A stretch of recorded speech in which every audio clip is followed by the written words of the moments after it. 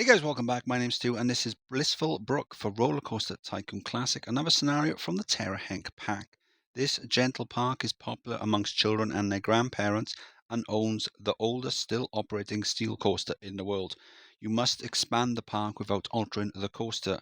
Your objective to have at least 1,100 guests in your park at the end of October year 2 with a park rating of at least 600. So not a huge park then, but then he hasn't got a huge goal, and it's only 2 years. So we've got a lot of raised land. Are they meant to be like buildings? Yes. Okay, so we've got a twist inside. What's that? Dodge jumps inside. We've got these water trikes just over here. So this must be the oldest coaster or steel coaster in the world, called Rodelbahn. It's running 2 trains with 1 car per train each. It's got terrible stats because it's failed highest drop height requirement. So we can't, I don't think we can, no, we can't alter that. Can we change this? Can we do 2? Okay, so yeah, so it's much of a muchness. We either have 1 train with 2 cars or we have 2 trains with 1 car. So or we could have 1 of 1, but that's pointless. Okay, so yeah, and we've got a car ride just down there. Right, let's have a look. We are charging for entry. I think we've got enough with just these rides here that we should be able to put it up to at least 40 and get away with that. I'll just keep it on pause a second so we can see what else we've got. We've got transport rides. Could come in handy, probably not. It's not really a large park. Not a bad selection of gentle rides. Oh, there you go. Junior coaster could come in handy.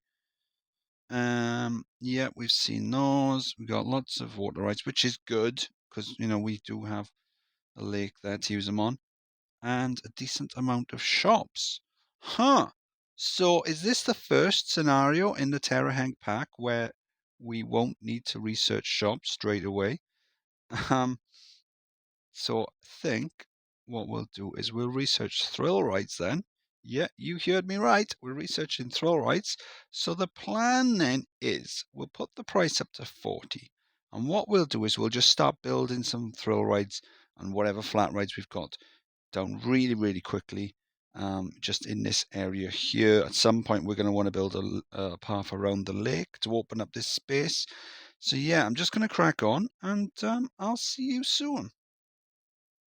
End of March, year 1. So we've been building really quickly. So we've got spiral slide, dodgems, a merry-go-round, and a twist down there. We've got a nice big path loop with toilets and kiosk on the corners just there. We are going to build a path around to the other side. I know we've duplicated some of the rides just down there, but I don't like this big block of land, so I am going to get rid of that and the rides inside at some point. Yeah, so I think we'll just carry on the way that we are. As and when thrill rides unlock, we're going to drop them down. If we have a look, hang on, where is it? Where is it? There you go. So we've got pirate ships about to unlock. So once we get that, we can drop down a pair of them. They'll start bringing in the money and the guests. And yeah, we can just carry on as we are. October, year 1. So as you can see, we've gotten rid of all the big ugly land that was built up. I've extended the queue line for the first coaster just there. Just need to look that up, find out what that means. So we've got a nice big queue for that there. And we've built a junior coaster just down there. So good interactions with that. It comes out, drops down, a load of twists and turns and stuff, and back to the station. Got a nice little bridge there.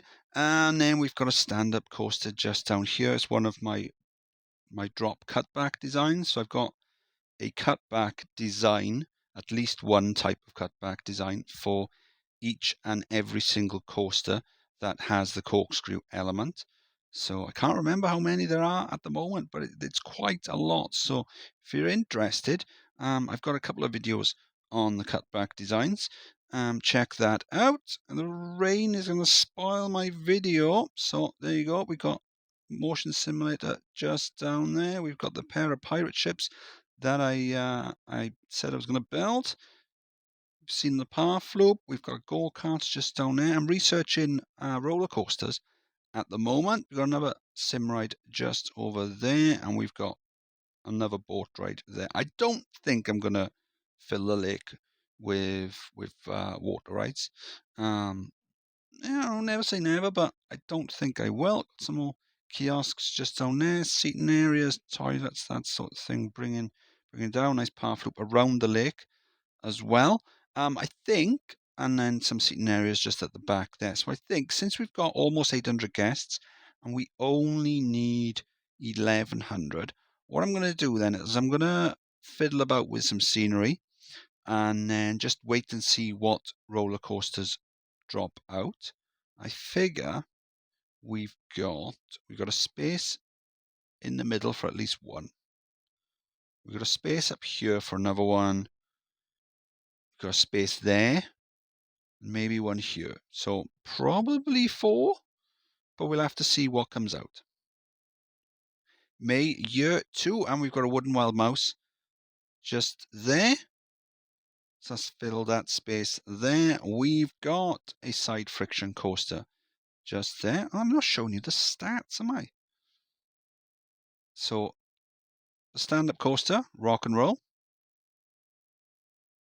The junior coaster, Blissful Bug. Do you know, it's almost like this is the first time I'm doing it with the way I'm forgetting all these things. Mouse boat, kind of like houseboat, a mouse boat.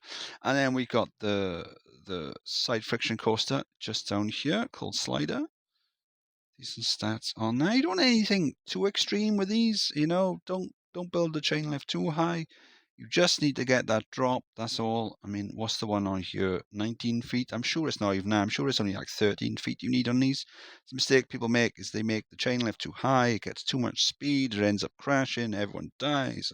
There's lawsuits and litigation, and the families are mad, and one of them takes revenge, and before you know it, you've got some sort of true crime series on a streaming service. So we've got tiny tubs just up here. This is my 6x6 design for Virginia Reel that I put in my Route 66 playthrough. I've actually come up with another design for the Virginia Reel that satisfies harder guest generation in a 6x6 area, because Virginia Reels are so easy to build. So I might use that at some point in the future. But the whole point of building these 6x6s is that I always had one up my sleeve. I've got I don't know whether I've done it already, but I've got another 5 different rides to add to my Route 66 playthrough. Now I've finished it, I'm still carrying on. So we got stats there. That's pretty cool. So we've got a nice space here at the back. We've got 935 guests. We need 1100. So we're getting there. We're getting there. What coasters have we got? Let's see what we're unlocking. We're unlocking. Oh, we've finished unlocking that. We've now got a steeplechase. Oh, what? Okay, so let's have a look. We've got a side friction. We've got a Virginia Reel. We've got that. We've got that. We've got that. Oh no. So my choice is, unless I want to go for another ride that I've already got, my choice is one of these two. Ugh. Well, let's have a play about. Let's see what we can come up with. October, year 2, we needed 1,100 guests. We've got 1,300 guests, so we've beaten the goal with a couple of hundred to spare. And the park looks great, but I tell you what isn't great, the fact that it's going to rain soon. I can see that from the icon in the bottom right-hand corner. So yeah, it's great for the finances with the £20 umbrellas, but it's not good for the YouTube compression algorithm. So yeah, so what have we done then? Since we had the guest call wrapped up nice and early, I was able to spend a bit of time on the scenery and putting down trees and painting the ground. So when I say painting the ground, what I mean is going in and using this texture just to make it look sort of like a mottled, is that the word, mottled ground, and the stone texture to make it look like there's some rocky outcrops in amongst that. So what have we added then? We've added a car ride in amongst the side friction to interact with that, boost the stats. Car ride's called new timers, like sort of play on words, because not old timers, but new timers. And then we've got a mini suspended coaster. I remembered what it was called, because when you click on that, it tells you the name of the cars, not the name of the coasters. Whereas all the other coasters,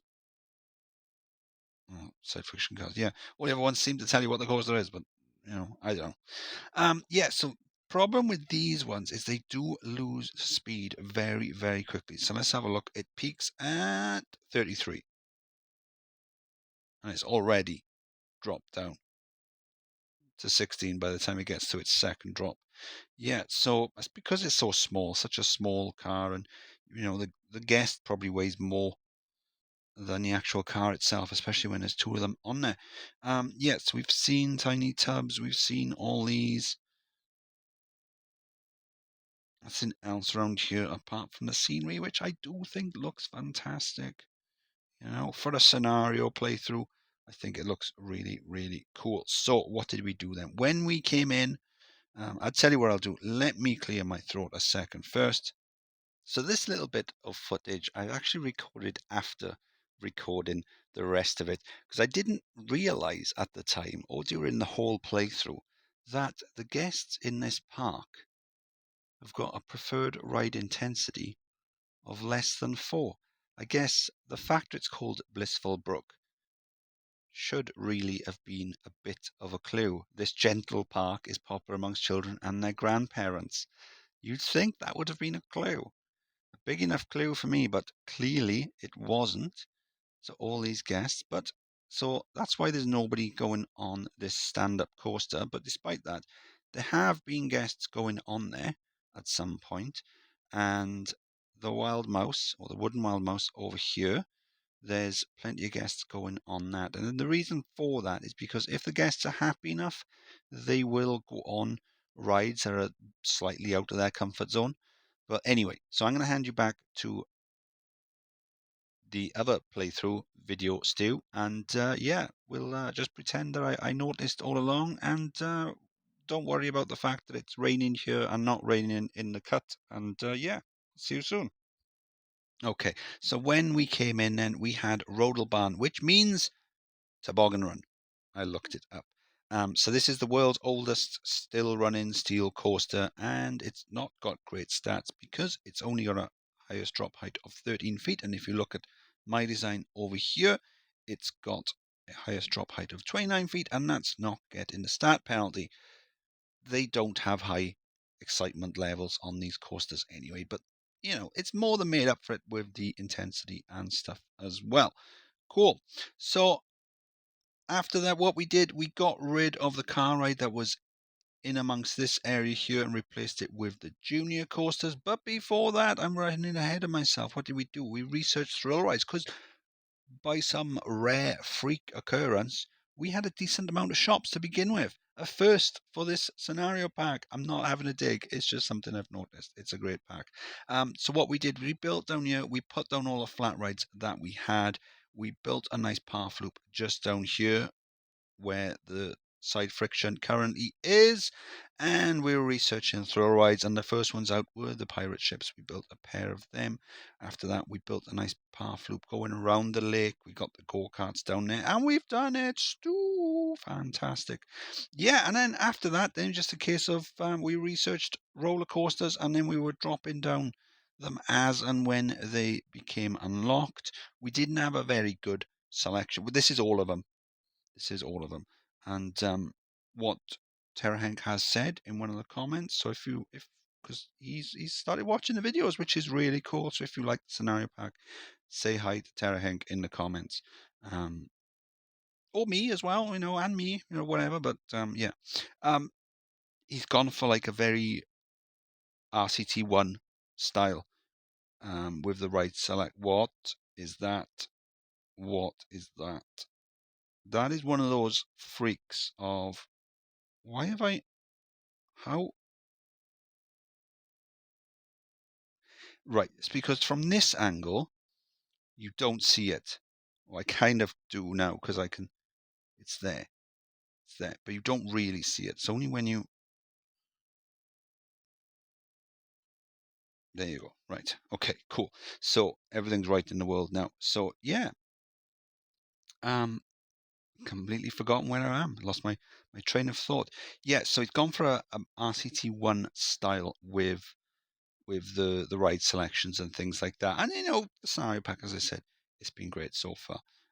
It is a very, very nice change not to have to choose shops first, because the shop selection on this was great. Yeah. So as I said, I think the park looks great. And I'm really great. I'm really grateful that I had made the decision to drop down this stand-up coaster, because do you know what? People will be seeing this. It's a good mix of old and new.